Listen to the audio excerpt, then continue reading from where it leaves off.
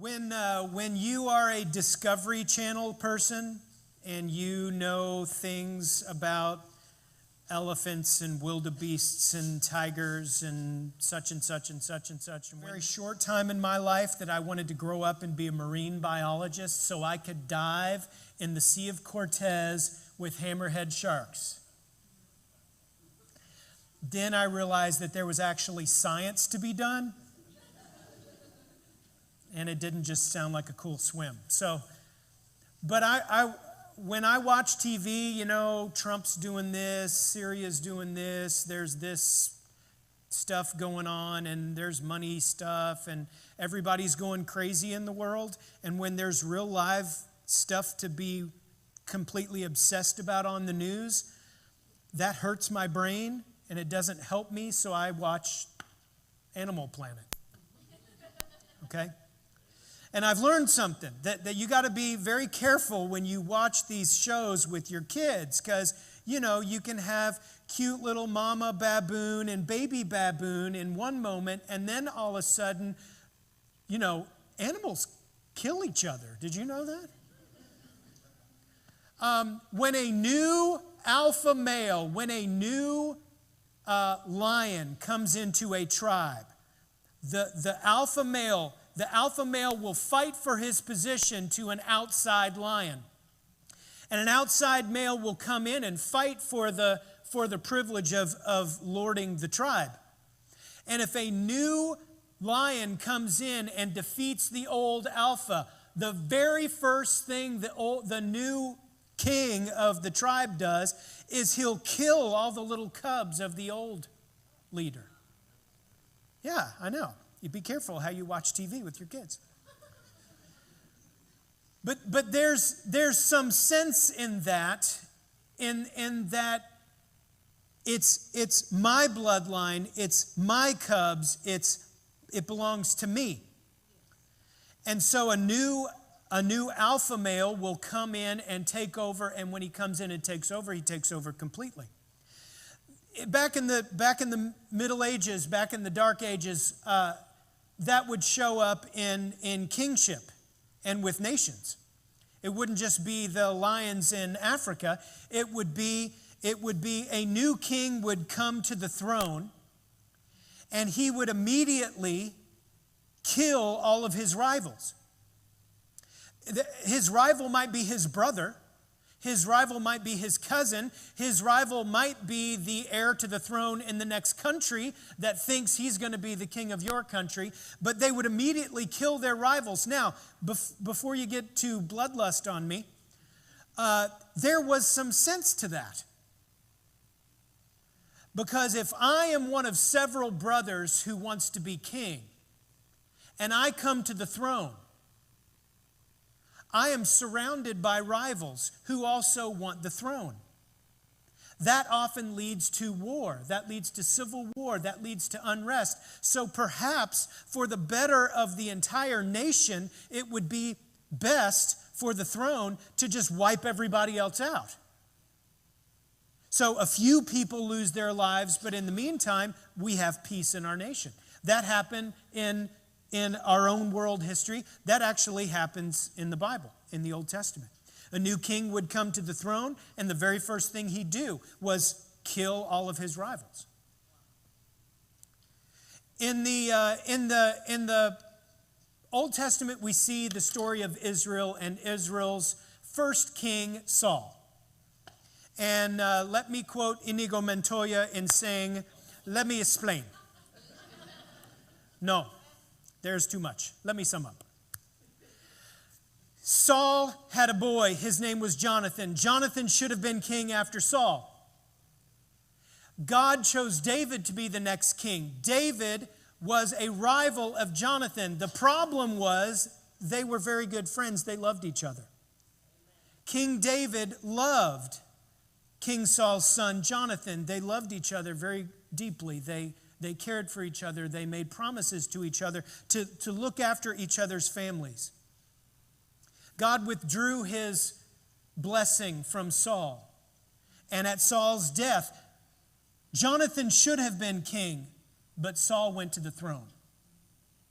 Now, if you follow the law of the jungle, if you follow what many other kingdoms do, David should have immediately sought out Saul's family tree and wiped them all out. It would have been best for the future of Israel. There would have been peace. There would not have been any other rivals, no civil war.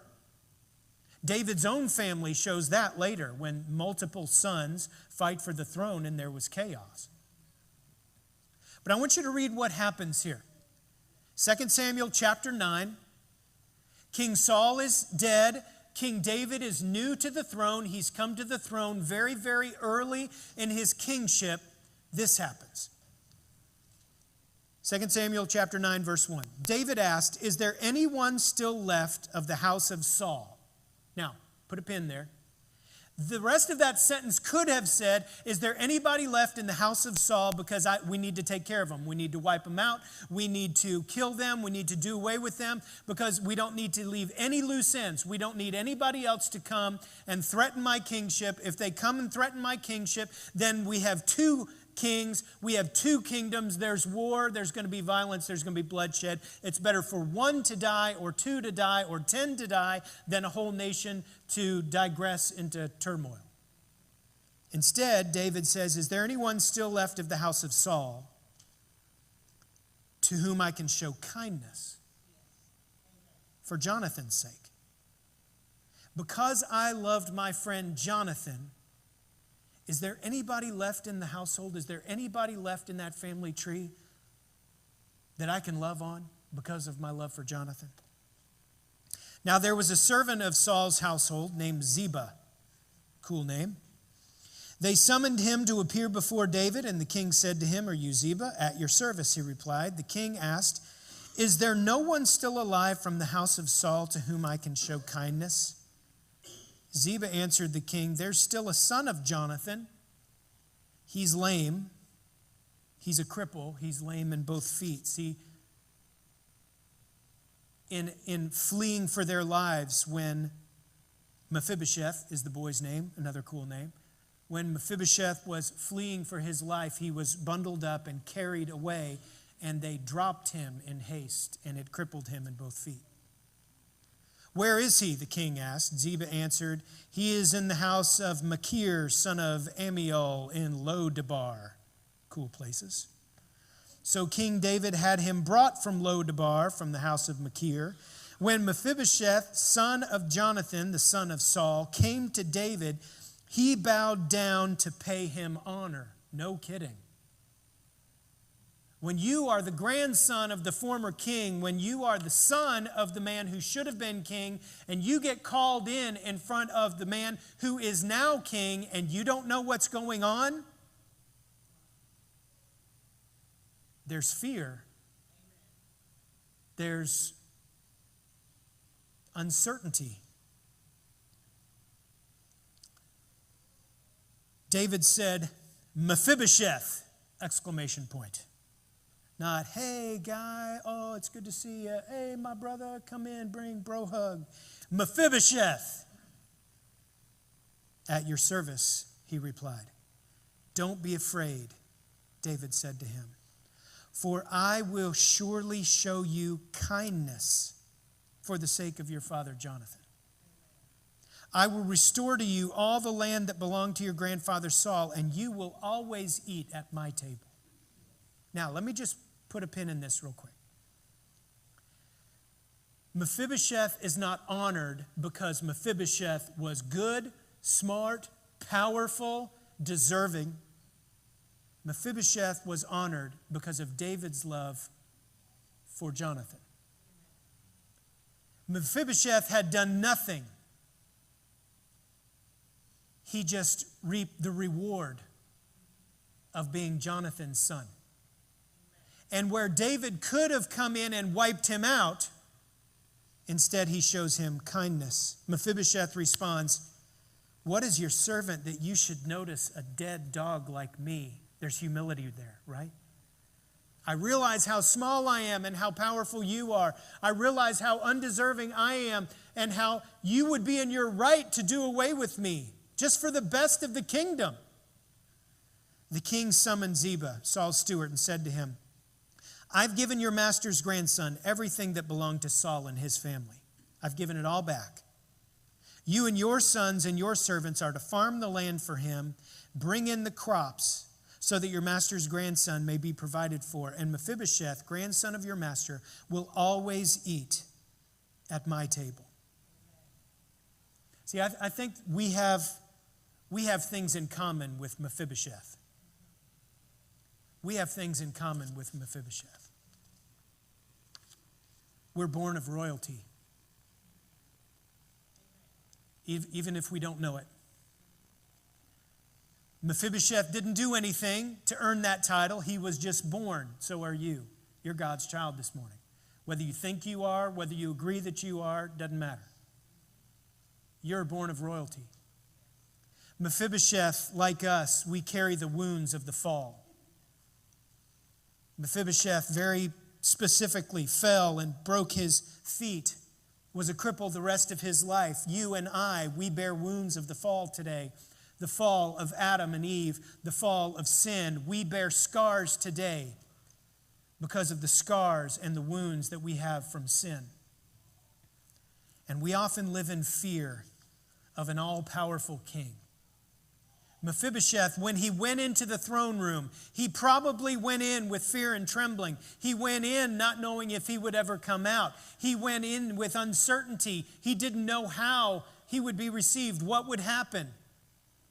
But we too, we've been called in before the king this morning. Often we do that. We go into relationship. We go before God and we do that. We take those steps toward him in fear because we know that in his right, he is almighty creator, perfect God, and he could and leave a little greasy spot where we were.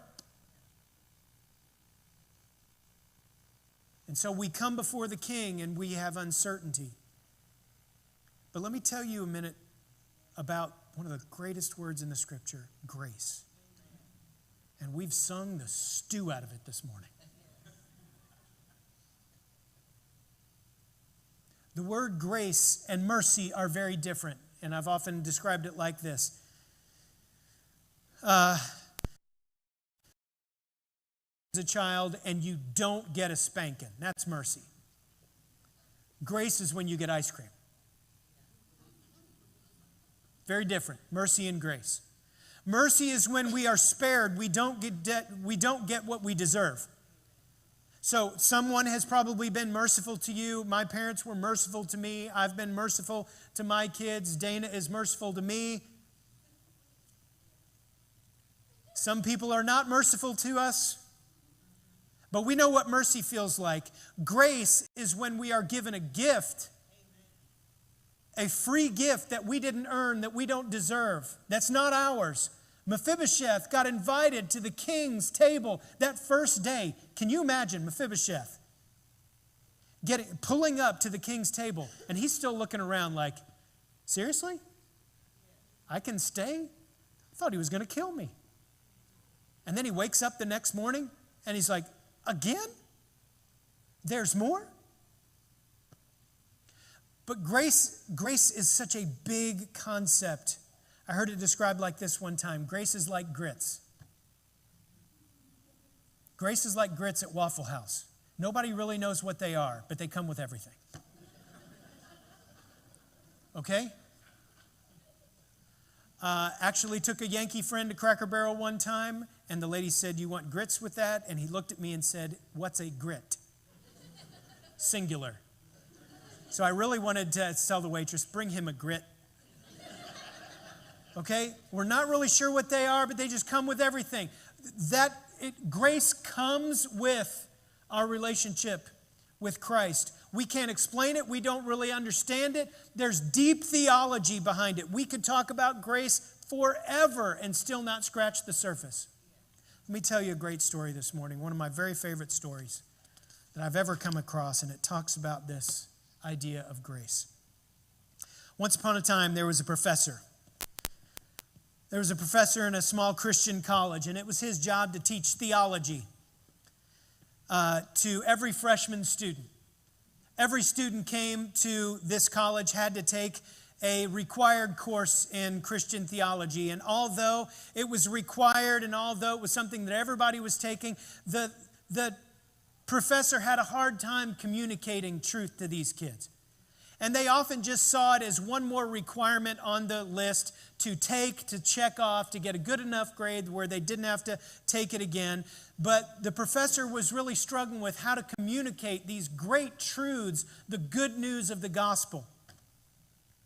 He tried to communicate the essence of the story of Jesus, the good news and grace. But the kids just kind of looked at it as a required class. One year, the professor had a special student named Steve. Steve was studying. His intention was to be a minister. He wanted to go to seminary, and he wanted to minister in a local congregation. And besides that, Steve was kind of popular. He was a freshman, and he was the starting center on a football team. If you know anything about college football teams, big boys. One day, the professor asked Steve to stay after class so he could talk with him. Steve, how many push-ups can you do? And Steve said, I do 200 push-ups every night. 200, that's pretty good. Do you think you could do 300? Steve said, I don't know. I've never tried to do 300 push-ups. And he said, well, I want to do something this Friday in class. I want to make a point. Do you think you could do 300 push-ups in sets of 10? If we did them 10 at a time, you think you could do 300 push-ups? I think I can do it. Are you sure? I think I can. I'll try. Yeah, I'll do it. Friday came, Steve got to class early, sat in the front row. When class started, the professor pulled 3 of donuts out. They weren't the normal kind of Dunkin' Donut cake donut. They were beautiful, yeasty, Krispy Kreme, sprinkly, cream-filled yumminess, clouds, pillows of heaven.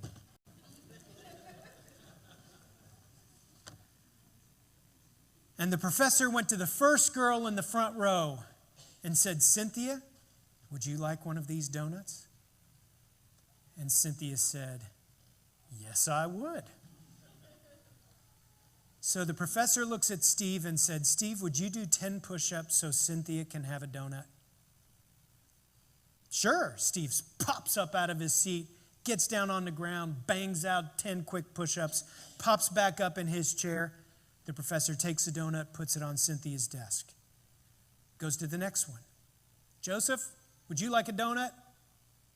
Yes, I would. The professor says, Steve, would you do 10 push-ups so Joseph can have a donut? Steve does 10 push-ups. Joseph gets the donut. And so it went down the first aisle. Steve does 10 push-ups. For every person, got their donut. Down the second aisle till the professor came to a young man named Scott. Scott was a lot like Steve. Scott played basketball, was popular, was strong. Scott says, can I do my own push-ups? The professor said, no, Steve has to do them. Scott said, well, I don't want one. You know, all cocky like. The professor shrugged, turned to Steve and said, Steve, would you do 10 push-ups so Scott can have a donut that he doesn't want? With perfect obedience, Steve started to do 10 push-ups. Scott says, hey, I said I didn't want one. The professor says, look, this is my classroom, my students, my desks, my donuts. You just leave it on the desk if you don't want it. And he put a donut on Scott's desk. By this time, Steve had begun to slow down a little bit. He just stayed on the floor between sets because it took too much effort to get up and down. No more donuts in that box, by the way. You could start to see a little sweat coming off of his forehead. The professor started down the third row. Now the students were beginning to get a little uneasy. He said to Jenny, Jenny, do you want a donut? Sternly, Jenny says no. Steve, would you do 10 more push-ups so Jenny can have a donut that she doesn't want? Steve did 10. Jenny got a donut, and it sat on her desk uneaten. A growing sense of discomfort now fills the room. They realize that this isn't just about push-ups and donuts. The students were beginning to say no, and all those donuts that were so quickly eaten at the beginning were sitting uneaten on the desks. Steve really had to put forth a lot of extra effort to get those donuts done, to get those push-ups done for every donut. There began to be a small pool of sweat on the floor. During the class, some passing students had seen what was going on and had stopped, come in, and were standing along the sides of the room, along the walls. When the professor realized this, he did a quick count. Not 30, now 34 students were in the room, and he started to be worried that Steve wouldn't be able to do it. The professor went on to the next person and the next and the next. Near the end of that row, Steve was exhausted. He was out of energy.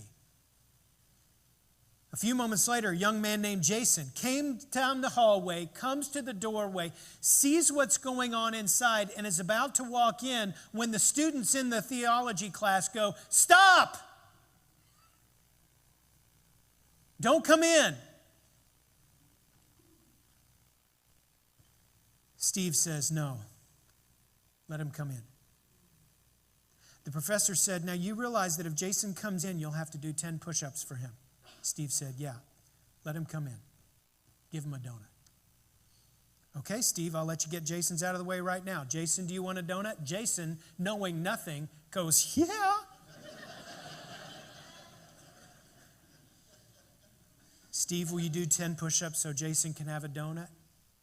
Steve gets down, pushes out 10 very slow push-ups, and the professor gives Jason a donut. The professor finishes the 4th row, then started on the visitors standing along the wall. Steve's arms were shaking with each push-up. In a struggle to lift himself, sweat was pouring off of his face. The very last 2 donuts, the students in the room were 2 young women. The professor went to Lindsay, the second to last, and said, "Lindsay, do you want a donut?" Very sadly, she said no. "Steve, would you do 10 push-ups so Lindsay could have a donut she doesn't want?" Grunting from the effort, Steve did 10 very slow push-ups for Lindsay.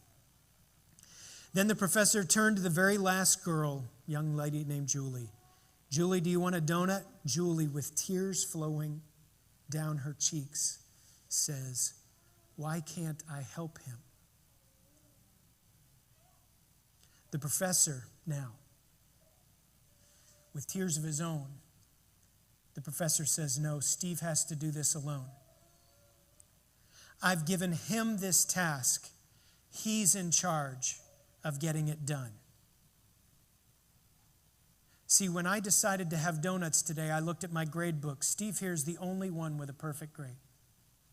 Everybody else in the room has skipped a class, failed a test, offered me inferior work. Steve tells me that in football practice, when a player messes up, he must do push-ups. I told Steve that none of you could have donuts unless he paid the price of doing your push-ups. He and I made a deal for you. Steve, would you do 10 push-ups so Julie can have a donut? As Steve very slowly hit those last push-ups, 8, 9, 10, with the understanding that the job was completed, he collapsed on the floor and was still. In a very silent room, the professor says, and so it was with Jesus on the cross. The perfect Son of God paid the price for salvation for all sinners. And like some of you in this room, many will leave that gift on your desk uneaten.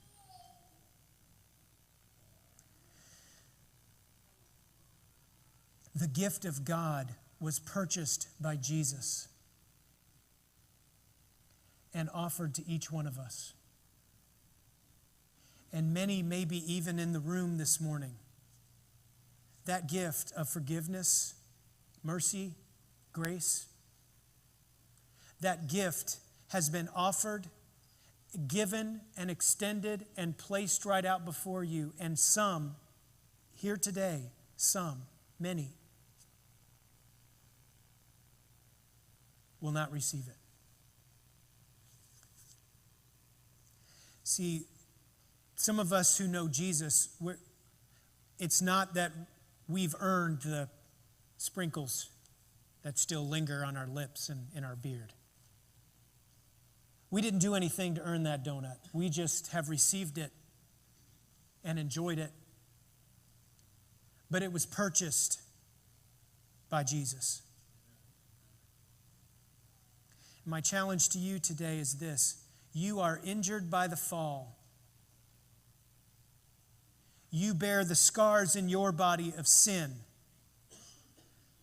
What you need is grace and mercy and forgiveness and reconciliation between sinful us and a perfect holy God.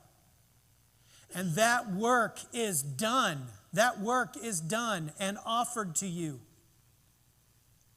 Some will never receive it. And so the question I want to ask before you leave is, will you receive it? It's been offered. The work's been done. We think, well, I've got to do this to help, or I can do my own. No, you can't. That's not the deal. Jesus went to the cross, spilled his perfect blood instead of mine, gave of himself so I could enjoy all of the things that he wants to give me. Like Mephibosheth, I'm invited to the table. It's not because I'm good. It's not because I'm smart. It's not because I'm American. It's not because I'm Nazarene.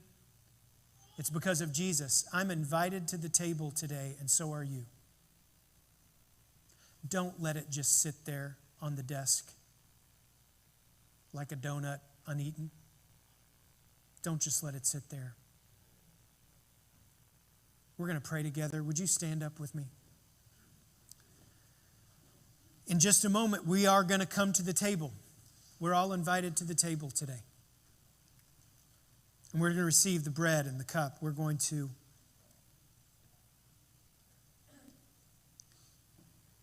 partake of the emblems of Christ's suffering and death.